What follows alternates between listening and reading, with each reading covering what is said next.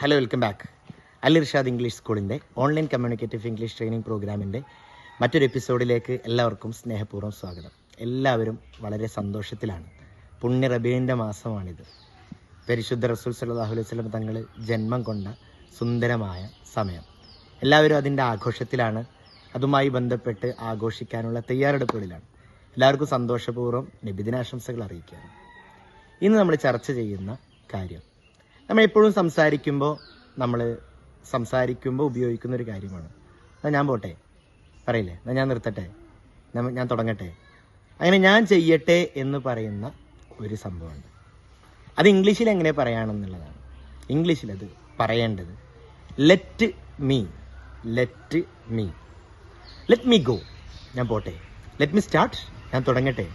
Let me stop, ഞാൻ അവസാനിപ്പിക്കട്ടെ. Let me conclude, ഞാൻ conclude ചെയ്യട്ടെ, നിർത്തട്ടെ. ലെറ്റ് മീ സേ സംതിങ്, നമ്മൾ പറയാറില്ല ലെറ്റ് മീ സേ, ഞാൻ പറയട്ടെ. ലെറ്റ് മീ സേ, ഞാൻ പറയട്ടെ. അപ്പം ഞാൻ പറയട്ടെ എന്ന് പറഞ്ഞാൽ എന്നൊന്ന് പറയാൻ സമ്മതിക്ക് എന്ന് പറയില്ലേ. ലെറ്റ് മീ സേ സംതിങ്, എന്നൊന്ന് പറയാൻ സമ്മതിക്ക്. അല്ലെങ്കിൽ ലെറ്റ് മീ സേ, എന്നൊന്ന് പറയാൻ സമ്മതിക്ക്. അതെ, ഞാൻ പറയട്ടെ. ലെറ്റ് മീ സ്റ്റാർട്ട്, എന്നൊന്ന് തുടങ്ങാൻ സമ്മതിക്ക്. ലെറ്റ് മീ ഫിനിഷ്, ഞാനത് ഫിനിഷ് ചെയ്യട്ടെ. അങ്ങനെ നമ്മൾ പലയിടത്തും പല കാര്യങ്ങൾക്കും വേണ്ടിയിട്ട് പറയാം. ഈ ലെറ്റ് മീ എന്ന് മാത്രമല്ല കേട്ടോ, നമ്മൾ പറയണം അവനൊന്ന് പറയട്ടെ എന്ന് പറയണമെങ്കിൽ ലെറ്റ് ഹിം സ്റ്റാർട്ട്, അവൻ തുടങ്ങട്ടെ. ലെറ്റ് ഹിം സേ, അവൻ പറയട്ടെ, അങ്ങനെ പറയാം. അപ്പം ലെറ്റ് എന്ന് പറയുന്നത് എന്താണ്? സമ്മതിക്കൂ, അനുവദിക്കൂ എന്നൊക്കെയാണ്. ലെറ്റ് മീ സേ, എന്നെ പറയാൻ അനുവദിക്കൂ എന്നുള്ളതാണ്.